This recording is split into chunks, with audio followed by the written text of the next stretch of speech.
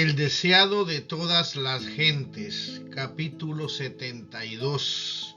Haced esto en memoria de mí. El Señor Jesús, la noche que fue entregado, tomó pan y habiendo dado gracia lo partió y dijo: Tomad, comed, esto es mi cuerpo que por vosotros es partido. Haced esto en memoria de mí. Asimismo tomó también la copa después de haber cenado, diciendo: Esta copa es el nuevo pacto en mi sangre. Haced esto todas las veces que bebiereis en memoria de mí. Porque todas las veces que comiereis este pan y bebiereis esta copa, la muerte del Señor anunciáis hasta que venga. Cristo se hallaba en el punto de transición entre dos sistemas y sus dos grandes fiestas respectivas. Él, el Cordero Inmaculado de Dios, estaba por presentarse como ofrenda por el pecado, y así acabaría con el sistema de figuras y ceremonias que durante 4000 años habían anunciado su muerte. Mientras comía la Pascua con sus discípulos, instituyó en su lugar el rito que había de conmemorar su gran sacrificio. La fiesta nacional de los judíos iba a desaparecer para siempre. El servicio que Cristo establecía había de ser observado por sus discípulos en todos los países y a través de todos los siglos. La Pascua fue ordenada como conmemoración del libramiento de Israel de la servidumbre egipcia.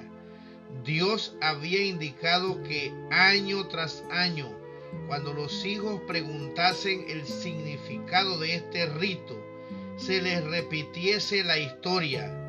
Así había de mantenerse fresca en la memoria de todos aquella maravillosa liberación. El rito de la Cena del Señor fue dado para conmemorar la gran liberación obrada como resultado de la muerte de Cristo. Este rito ha de celebrarse hasta que Él venga por segunda vez con poder y gloria. Es el medio por el cual ha de mantenerse fresco en nuestra mente el recuerdo de su gran obra en favor nuestro. En ocasión de su liberación de Egipto, los hijos de Israel comieron la cena de Pascua de pie, con los lomos ceñidos, con el bordón en la mano, listos para el viaje. La manera en que celebraban este rito armonizaba con su condición, porque estaban por ser arrojados del país de Egipto e iban a empezar un viaje penoso y difícil a través del desierto. Pero en el tiempo de Cristo las condiciones habían cambiado. Ya no estaban por ser arrojados de un país extraño, sino que moraban en su propia tierra, en armonía con el reposo que les había sido dado. El pueblo tomaba entonces la cena pascual en posición recostada. Se colocaban canapés en derredor de la mesa y los huéspedes descansaban en ellos, apoyándose en el brazo izquierdo y teniendo la mano derecha libre para manejar la comida. En esta posición, un huésped podía poner la cabeza sobre el pecho del que seguía en orden hacia arriba, y los pies, hallándose al extremo exterior del canapé, podían ser lavados por uno que pasase en derredor de la parte exterior del círculo. Cristo estaba todavía a la mesa en la cual se había servido la cena pascual. Delante de él estaban los panes sin levadura que se usaban en ocasión de la Pascua. El vino de la Pascua, exento de toda fermentación, estaba sobre la mesa. Estos emblemas empleó Cristo para representar su propio sacrificio sin mácula. Nada que fuese corrompido por la fermentación, símbolo de pecado y muerte, podía representar al Cordero sin mancha y sin contaminación. Y comiendo ellos, tomó Jesús el pan y bendijo y lo partió, y dio a sus discípulos y dijo: tomad, comed, esto es mi cuerpo. Y tomando el vaso y hechas gracias, les dio diciendo: bebed de él todos, porque esto es mi sangre del nuevo pacto, la cual es derramada por muchos para remisión de los pecados. Y os digo que desde ahora no beberé más de este fruto de la vid hasta aquel día cuando lo tengo de beber nuevo con vosotros en el reino de mi Padre. El traidor Judas estaba presente en el servicio sacramental. Recibió de Jesús los emblemas de su cuerpo quebrantado y su sangre derramada. Oyó las palabras: haced esto en memoria de mí. Y sentado allí en la misma presencia del Cordero de Dios, el traidor reflexionaba en sus sombríos propósitos y albergaba pensamientos de resentimiento y venganza. Mientras le lavaba los pies, Cristo había dado pruebas convincentes de que conocía el carácter de Judas. No estáis limpios todos, había dicho. Estas palabras convencieron al falso discípulo de que Cristo leía su propósito secreto. Pero ahora Jesús habló más claramente. Sentado a la mesa con los discípulos, dijo mirándolos: no hablo de todos vosotros, y sé los que he elegido, mas para que se cumpla la escritura: el que come pan conmigo levantó contra mí su calcañar. Aún entonces los discípulos no sospecharon de Judas, pero vieron que Cristo parecía muy afligido. Una nube se posó sobre todos ellos, un presentimiento de alguna terrible calamidad cuya naturaleza no comprendían. Mientras comían en silencio, Jesús dijo: de cierto os digo que uno de vosotros me ha de entregar. Al oír estas palabras, el asombro y la consternación se apoderaron de ellos. No podían comprender cómo cualquiera de ellos pudiese traicionar a su divino Maestro. ¿Por qué causa podría traicionarle? ¿Y ante quién? ¿En el corazón de quién podría nacer tal designio? Por cierto que no sería en el de ninguno de los 12 favorecidos, que sobre todos los demás habían tenido el privilegio de oír sus enseñanzas, que habían compartido su admirable amor y hacia quienes habían manifestado tan grande consideración al ponerlos en íntima comunión con él. Al darse cuenta del significado de sus palabras y recordar cuán ciertos eran sus dichos, el temor y la desconfianza propia se apoderó de ellos. Comenzaron a escudriñar su propio corazón para ver si albergaba algún pensamiento contra su maestro. Con la más dolorosa emoción, uno tras otro preguntó: ¿soy yo, Señor? Pero Judas guardaba silencio. Al fin Juan, con profunda angustia, preguntó: Señor, ¿quién es? Y Jesús contestó: el que mete la mano conmigo en el plato, ese me ha de entregar. A la verdad, el Hijo del Hombre va como está escrito de él. Mas ay de aquel hombre por quien el Hijo del Hombre es entregado. Bueno le fuera al tal hombre no haber nacido. Los discípulos se habían escrutado mutuamente los rostros al preguntar: ¿soy yo, Señor? Y ahora el silencio de Judas atraía todos los ojos hacia él. En medio de la confusión de preguntas y expresiones de asombro, Judas no había oído las palabras de Jesús en respuesta a la pregunta de Juan. Pero ahora, para escapar al escrutinio de los discípulos, preguntó como ellos: ¿Soy yo, maestro?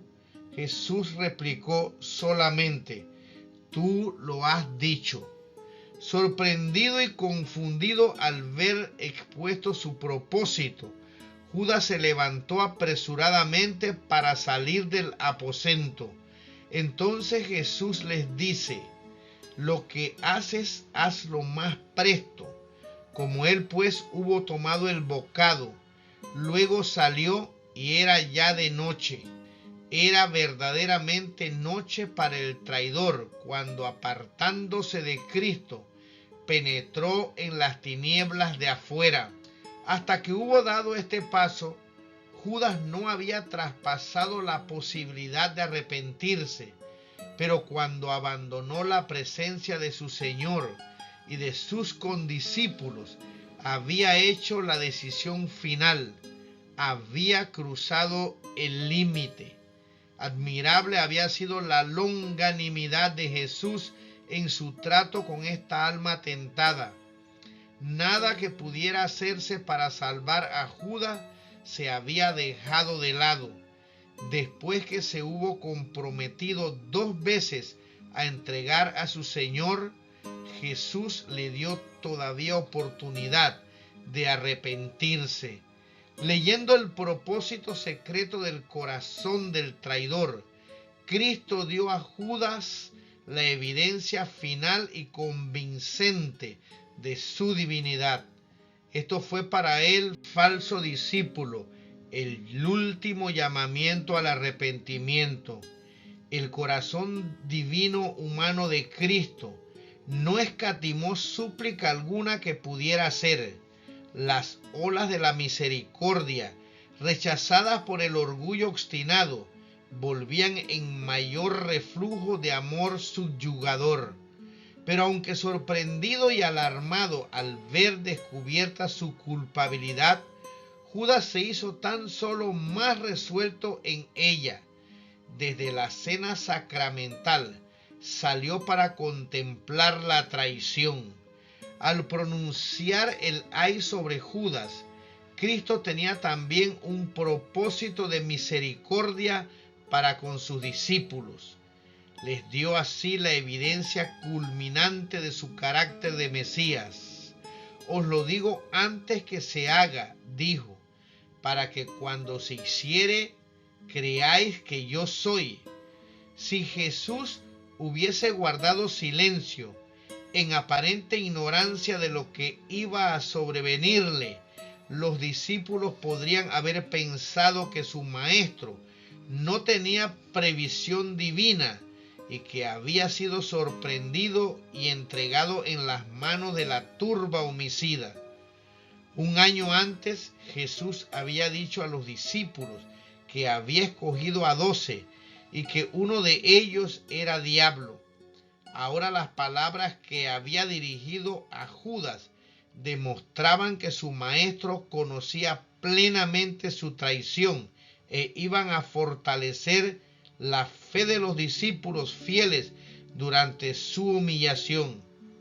Y cuando Judas hubiese llegado a su horrendo fin, recordarían el ay pronunciado por Jesús sobre el traidor. El Salvador tenía otro propósito aún. No había privado de su ministerio a aquel que sabía era el traidor. Los discípulos no comprendieron sus palabras cuando dijo, mientras les lavaba los pies: no estáis limpios todos, ni tampoco cuando declaró en la mesa: el que come pan conmigo levantó contra mí su calcañar. Pero más tarde, cuando su significado quedó aclarado, vieron allí pruebas de la paciencia y misericordia de Dios hacia el que más gravemente pecara. Aunque Jesús conocía a Judas desde el principio, le lavó los pies, y el traidor tuvo ocasión de unirse con Cristo en la participación del sacramento.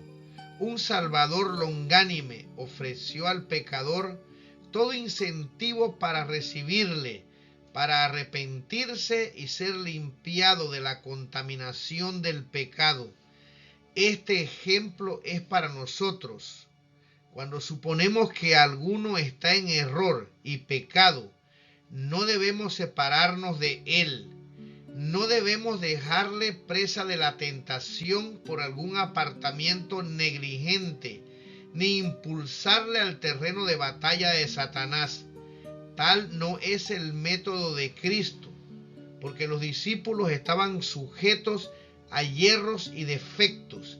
Cristo lavó los pies y todo menos uno de los 12 fueron traídos al arrepentimiento. El ejemplo de Cristo prohíbe la exclusividad en la cena del Señor. Es verdad que el pecado abierto excluye a los culpables. Esto lo enseña claramente el Espíritu Santo. Pero fuera de esto, nadie ha de pronunciar juicio. Dios no ha dejado a los hombres el decir quiénes se han de presentar en estas ocasiones. Porque ¿quién puede leer el corazón? ¿Quién puede distinguir la cizaña del trigo? Por tanto, pruébese cada uno a sí mismo, y coma así de aquel pan y beba de aquella copa. Porque cualquiera que comiere este pan o bebiere esta copa del Señor indignamente, será culpable del cuerpo y de la sangre del Señor. El que come y bebe indignamente, juicio come y bebe para sí, no discerniendo el cuerpo del Señor.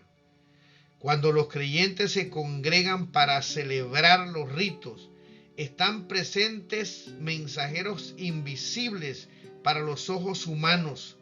Puede haber un Judas en el grupo, y en tal caso hay allí mensajeros del príncipe de las tinieblas, porque ellos acompañan a todos los que se niegan a ser dirigidos por el Espíritu Santo.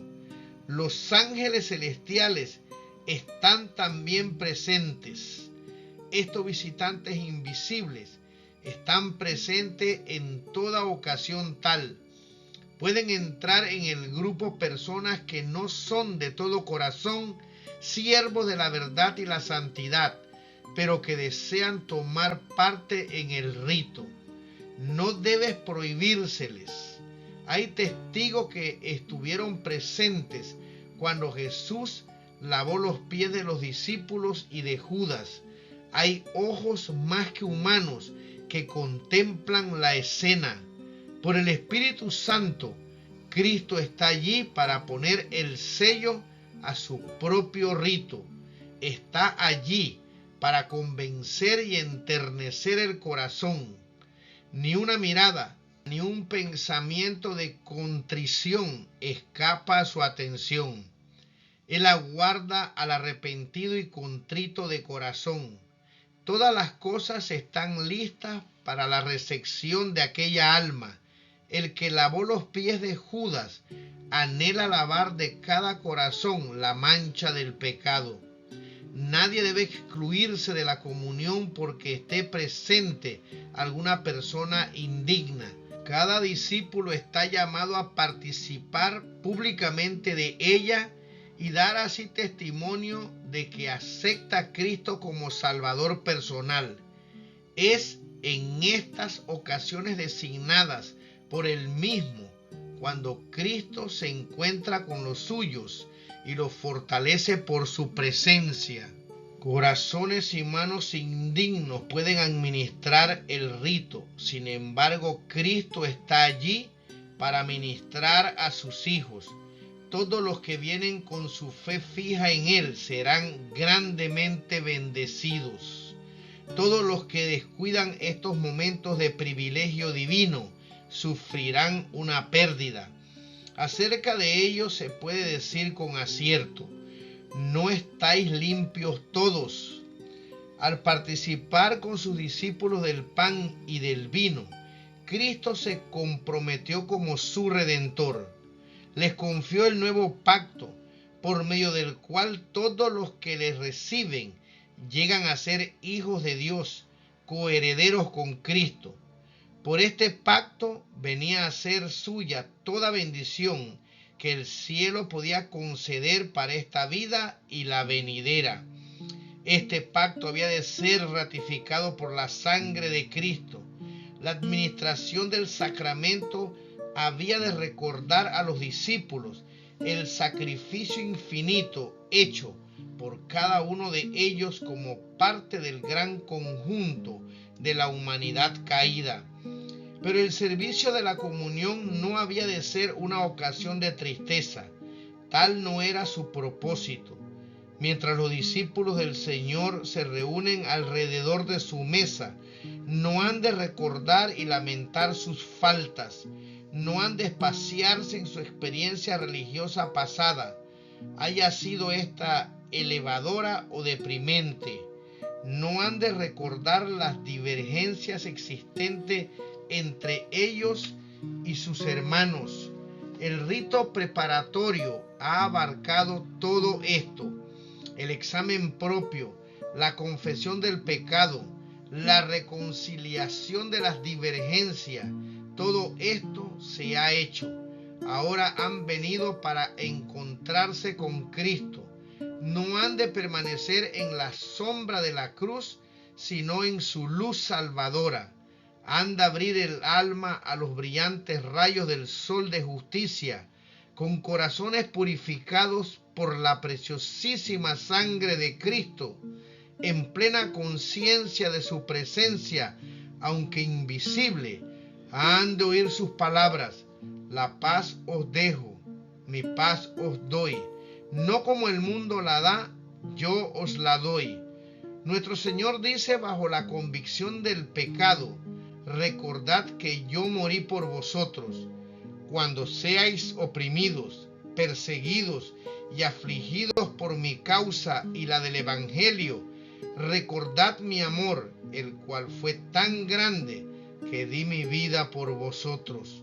Cuando vuestros deberes parezcan austeros y severos y vuestras cargas demasiado pesadas, recordad que por vuestra causa soporté la cruz, menospreciando la vergüenza. Cuando vuestro corazón se atemoriza ante la penosa prueba, recordad que vuestro Redentor vive para interceder por vosotros. El rito de comunión señala la segunda venida de Cristo. Estaba destinado a mantener esta esperanza viva en la mente de los discípulos. En cualquier oportunidad en que se reuniesen para conmemorar su muerte, relataban cómo Él, tomando el vaso y hechas gracias, les dio, diciendo: bebed de él todos, porque esto es mi sangre del nuevo pacto, la cual es derramada por muchos para remisión de los pecados. Y os digo que desde ahora no beberé más de este fruto de la vid hasta aquel día, cuando lo tengo de beber de nuevo con vosotros en el reino de mi Padre. En su tribulación hallaban consuelo en la esperanza del regreso de su Señor. Les era indeciblemente precioso el pensamiento: todas las veces que comiereis de este pan y bebiereis esta copa, la muerte del Señor anunciáis hasta que venga. Estas son las cosas que nunca hemos de olvidar. El amor de Jesús, con su poder constrictivo, ha de mantenerse fresco en nuestra memoria. Cristo instituyó este rito para que hablase a nuestros sentidos del amor de Dios expresado en nuestro favor. No puede haber unión entre nuestras almas y Dios excepto por Cristo. La única y el amor entre hermanos debe ser cimentados y hechos eternos por el amor de Jesús. Y nada menos que la muerte de Cristo podría ser eficaz para nosotros este amor.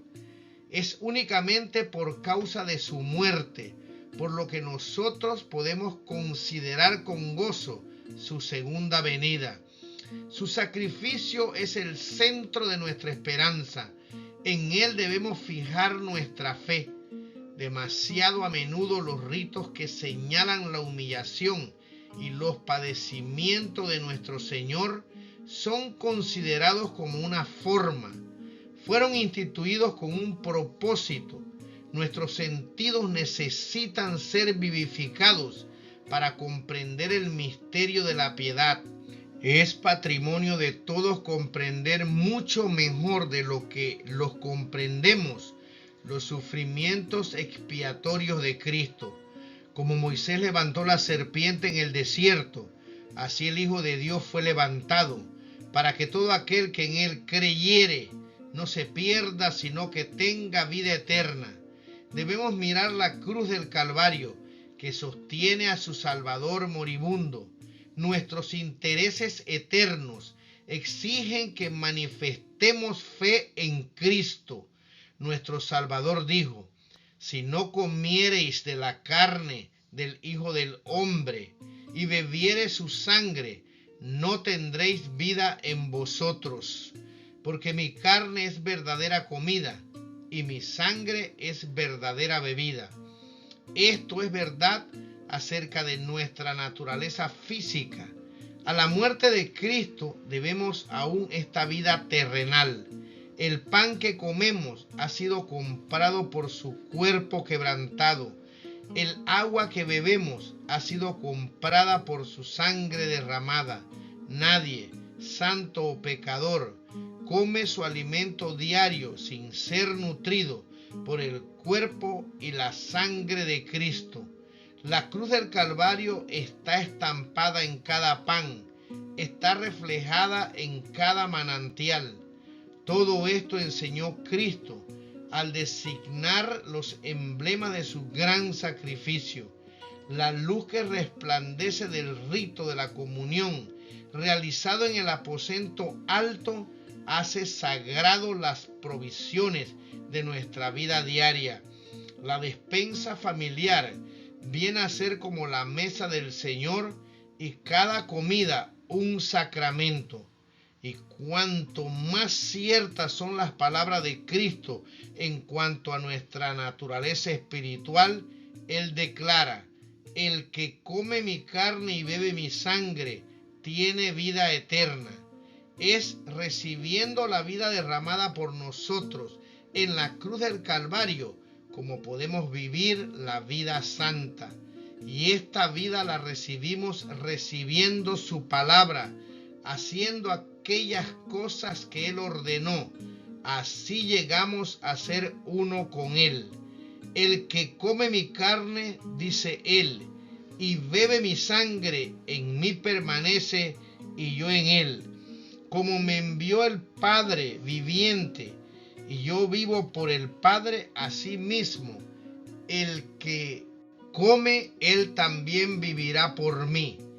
Este pasaje se aplica en un sentido especial a la Santa Comunión. Mientras la fe contempla el sacrificio de nuestro Señor, el alma asimila la vida espiritual de Cristo y esa alma recibirá fuerza espiritual de cada comunión. El rito forma un eslabón viviente por el cual el creyente está ligado con Cristo y así con el Padre. En un sentido especial, forma un vínculo entre Dios y los seres humanos que dependen de Él. Al recibir el pan y el vino que simbolizan el cuerpo quebrantado de Cristo y su sangre derramada, nos unimos imaginariamente a la escena de comunión del aposento alto. Parecemos pasar por el huerto consagrado, por la agonía de aquel que llevó los pecados del mundo. Presenciamos la lucha por la cual se obtuvo nuestra reconciliación con Dios. El Cristo crucificado es levantado entre nosotros. Contemplamos al Redentor crucificado. Comprendemos más plenamente la magnitud y el significado del sacrificio hecho por la majestad del cielo. El plan de salvación queda glorificado delante de nosotros y el pensamiento del Calvario despierta emociones vivas y sagradas en nuestro corazón. Habrá alabanza a Dios y al Cordero en nuestro corazón y en nuestros labios, porque el orgullo y la adoración del yo no pueden florecer en el alma, que mantiene frescas en su memoria las escenas del Calvario. Los pensamientos del que contempla el amor sin par del Salvador se elevarán, su corazón se purificará, su carácter se transformará, saldrá a ser una luz para el mundo, a reflejar en cierto grado ese misterioso amor. Cuanto más contemplemos la cruz de Cristo, más plenamente adoptaremos el lenguaje del apóstol cuando dijo: lejos esté de mí gloriarme, sino en la cruz de nuestro Señor Jesucristo, por el cual el mundo me es crucificado a mí y yo al mundo.